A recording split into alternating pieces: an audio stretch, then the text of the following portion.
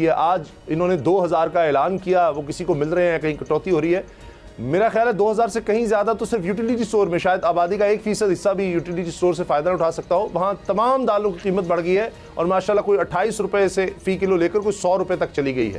جے ہند دوستوں, میں مہندر شرما سواگت کرتا ہوں ون ورلڈ ہندی میں. آپ کا امید کرتا ہوں آپ خوش اور سوستھ ہے. دوستوں آئیے دکھاتے ہیں پاک میڈیا کی ایک اور لیٹسٹ ڈیبیٹ, جس میں کیسے اب پاکستان میں جو اب وستوؤں کے ریٹ بڑھتے جا رہے ہیں, اس میں کیسے اب آنے والے سمے میں کھانے کی دالوں کے بھی ریٹ بڑھنے لگ گئے, کیونکہ کہیں نہ کہیں امریکہ کے دباؤ میں یہ کوئی بھی چیز سستی دوسرے دیشوں سے امپورٹ نہیں کر پا رہے ہیں, کیونکہ امریکہ کا دباؤ اور IMF کا دباؤ اتنا ہے کہ پاکستان اپنے خود کے سٹیپ لینے میں اب بالکل بھی پیچھے ہٹ چکا ہے. تو اب آنے والے سمے میں پاکستان کے کیا حالات ہوں گے, کیا کیا ریٹ بڑھیں گے. ابھی حال ہی میں جو دالوں کے 100 روپے کے آس پاس ریٹ بڑھے ہیں, جو عام عوام کی پہنچ سے باہر ہو چکے ہیں. تو کہیں نہ کہیں پاکستان کی اجڑتی اور تباہ ہوتی اکنومی کا اثر پاکستان کی عوام پہ سیدھا آنے لگا ہے. تو اس ڈیبیٹ میں بھی آپ دیکھو گے کیسے پاکستانی جو حکومت ہے وہ خود اپنے فیصلے نہیں لے پاتی, اور پچھلی حکومت نے جو شرطیں IMF کے آگے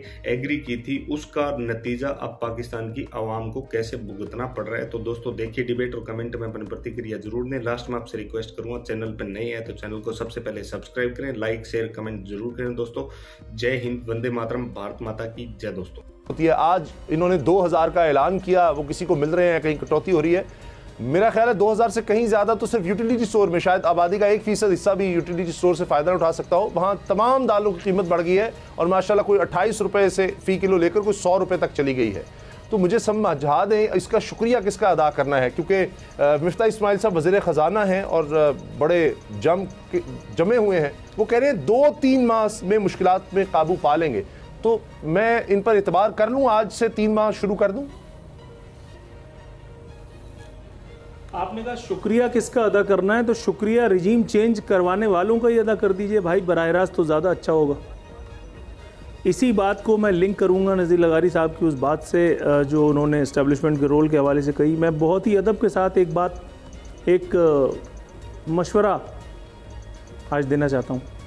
کیا یہ ممکن نہیں ہے کہ ہمارے تمام سیاستدان ایک دن سر جوڑ کر کے بیٹھے اور یہ تہیہ کر لیں کہ اب آج کے بعد کوئی بھی آدمی رجیم چینج کی کسی سازش کا حصہ بنے گا, نہ ہی اس سے استفادہ کرے گا؟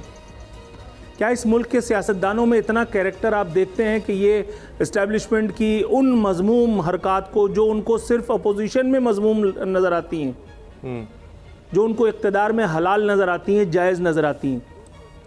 آپ سوشل میڈیا کا جائزہ لیجئے تو سوشل میڈیا پہ آرمی چیف کے حوالے سے, ہمارے عسکری اداروں کے حوالے سے اور ہمارے ایسے افراد کے حوالے سے اس قسم کی باتیں سننے کو پڑھنے کو مل رہی ہیں کہ عقل حیران رہ جاتی ہے کہ یار آج سے پہلے یہ سب باتیں, یہ سب نادر اور نایاب نسخے یہ کیوں دریافت نہیں ہوئے؟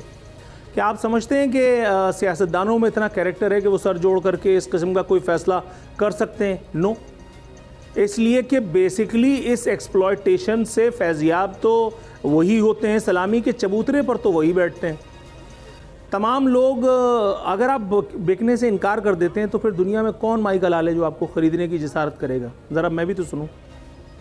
ہمارے ہاں انفارچونیٹلی تصویر کا ایک رخ دیکھا جاتا ہے اور دوسرے کو ہم دیدہ و دانستہ نظر انداز کیے رکھتے ہیں, محض اس لیے کہ کہیں یہ والا پہلو اگر دنیا کے سامنے آ گیا تو پھر ہم اپنے آپ سے شرمندہ گھومتے رہیں گے. میں بہت عز کے ساتھ نذیر لغاری صاحب سے اختلاف کرتا ہوں کہ یہاں جی مکمل کریں بات آپ. میں نذیر لغاری صاحب سے بس اس کے ساتھ یہی اختلاف کرنے کی کوشش کر رہا تھا کہ قصور دونوں طرف سے ہے. شکریہ آپ نے کہا کہ کس کا ادا کرنا ہے, تو شکریہ رجیم چینج کروانے والوں کا کیجئے, کیونکہ ہر تھوڑے عرصے کے بعد یہ جو ان کو مختلف ایڈونچرز کرنے کی چاٹ پڑی ہے. اور دوسری بات یہ, ابھی میں تھوڑی دیر پہلے دیکھ رہا تھا علامہ پروفیسر ڈاکٹر اسد عمر رحمۃ اللہ علیہ کے کچھ زرعی اقوال چل رہے تھے ٹیلی ویژن پہ. یہ سب باتیں, یہ سب چیزیں, اتنی اچھی حکایات جو اس وقت وہ شیئر کر رہے ہیں کہ پچھلے دور میں ایسا تھا اور اس دور میں ایسا تھا, یہ ان کو اقتدار میں رہتے ہوئے کیوں کر یاد نہیں آیا تھا؟ آج ان کو مہنگائی بھی نظر آ رہی ہے, آج جو ہے وہ ان کو کساد بازاری بھی نظر آ رہی ہے, آج ان کو افلاس کا بھانبڑ بھی نظر آ رہا ہے. لیکن پچھلے دور میں عمران خان صاحب اس بات پر معترض تھے کہ میڈیا در حقیقت اپنے مائکس کے ذریعے, کیمروں کے ذریعے عوام کو ورغلا رہا ہے. یہ کس قسم کے ڈبل سٹینڈرڈز ہیں, میں سمجھنے سے قاصر ہوں. اچھا, اب لغاری صاحب یہ 2-3 ماہ کا کہہ رہے ہیں مفتاح اسماعیل صاحب, آپ کو لگتا ہے یہ جو روزانہ ہم ایک بری خبر سنتے ہیں, آج ایک اور یہ آئی کہ جی ٹینڈر دیا گیا تھا LNG کے لیے تو اس میں $40 کا ایک ہی آفر آئی ہے اور وہ تاریخ کی بلند ترین آفر ہے. ہمارے معاشیات کہہ رہے ہیں کہ مت لیں, اس سے بہتر ہے کہ آپ کسی طرح سے بچت کی طرف جائیں, کیونکہ اتنی مہنگائی ہوگی گیس اگر آپ اس طرح سے خریدیں گے کہ کوئی برداشت ہی نہیں کر سکے گا. اب تو ایکسپورٹ بھی ہماری متاثر ہوں گی, پیٹرول پہلے اتنا زیادہ مہنگا ہو گیا. آپ کو کوئی پلان نظر آ رہا ہے اس حکومت کا؟ چلے رجیم چینج کا آپ نے کہہ دیا, نور العارفین جو بات کر رہے تھے اپنی جگہ درست ہے کہ جی کوئی بکنے والا نہ ہو, لیکن آپ نے یوسف رضا گیلانی کا ذکر کیا تو مجھے چارٹر آف ڈیموکریسی یاد آ گیا, مجھے اس کے بعد میاں نواز شریف صاحب کا کالا کوٹ پہن کر جانا یاد آ گیا, یوسف رضا گیلانی کو نااہل کروانا یاد آ گیا. تو وہ تو شاید یہ نہیں ہو سکے گا اس ملک میں, لیکن کیا رجیم چینج سے اکانومی بھی آؤٹ آف کنٹرول ہو جاتی ہے؟ یہ کیسے ہو گیا؟ اب یہ تو تجربہ کار ہیں, سارے سمجھدار ہیں, یہ کنٹرول کر لیں, کوئی حل آپ کو نظر آ رہا ہے؟ اب ڈالر تو اب نیچے آ رہا ہے تو اس سے بھی مہنگائی نہیں کنٹرول ہوگی, کیسے لوگ گزارا کریں گے؟ یہ $2000 اور وہ جو بڑا احسان کیا ہے وہ تو مجھے لگتا ہے صرف یوٹیلیٹی اسٹور میں جو دالوں کی قیمتیں بڑھی ہیں اسی میں ختم ہو گیا. اب وہ جو کہہ رہے تھے ٹرانسپورٹ کے لیے استعمال کر لیں, صحت کے لیے آپ نے بیمار ہیں اس کے لیے استعمال کر لیں, آپ پیٹرول ڈلوا لیں, اس کا آپ کے خوراک کا مسئلہ ہے اس کا حل رہے, تو یہ 2000 سے تو اب کچھ بھی نہیں ہو سکے گا. اچھا, ایک تو رجیم چینج اس لیے ہوتی ہے کہ وہ سمجھتے ہیں کہ یہ ناکام ہو گیا ہے اور جس مقصد کے لیے ہم لائے تھے اس کو اب یہ پورا نہیں ہو رہا ہے. اور رجیم چینج کا اس بار تو ملبہ ہے ہی امریکہ کے اوپر نا. امریکہ سے کون جا کر جواب لے گا کہ بھائی آپ نے رجیم چینج کیوں کی ہمارے, کیونکہ انہوں نے جہاں مقامی طور پر تو جن لوگوں کو لیا ہے اپنے سینگوں پر اٹھایا ہوا ہے, پہلے کسی کے اتنے بڑے سینگ نہیں تھے کہ جا کر اٹھاتا, اور کوئی ایسا نہیں تھا کہ جس طرح سے آج ہمارے ہاں ایک ادارے کے سربراہ کو ٹارگٹ کیا ہوا ہے بہت برے طریقے سے, ہم نے کبھی ایسا نہیں دیکھا تھا نہ سنا تھا. خیر, یہ جو ہمارے حکمران ہیں ان کا ایشو ہی نہیں ہے نا اکنامی, ان کا مسئلہ ہی نہیں ہے. یہ آتے ہیں حکمرانی کرنے کے لیے, یہ آتے ہیں پروٹوکول لینے کے لیے, یہ آتے ہیں دفاتر میں بیٹھنے کے لیے, یہ آتے ہیں یہ بتانے کے لیے کہ ہم حکمران ہیں, یہ آتے ہیں کہ ہم نے چیزوں کا نیلام کرنا ہے, ہم نے سڑکوں کو بیچنا ہے, ہم نے محلات کو بیچنا ہے, ہم نے دفاتر کو بیچنا ہے, جو چیزیں بنائی گئی, انفراسٹرکچر بنایا گیا, ہم اس کو رکھیں گے اور سب مل کر ایک محبوبہ کے, ایک پیارے ہمارے اپنے عزیز کے ہم مصارف اور اخراجات پورے کریں گے. اور ان کو یہ پتہ نہیں ہوتا ہے کہ یہ مصارف اور اخراجات کیسے پورے ہوں گے. ہمارے اکنامی کسی چیز کا بوجھ اٹھانے کے لیے تیار ہی نہیں ہے. ہمارے ڈیولپمنٹ خرچوں میں بھی کٹ لگتا ہے, اب تو اس قابل بھی نہیں ہم کوئی اور چیز ڈیولپ کر سکیں.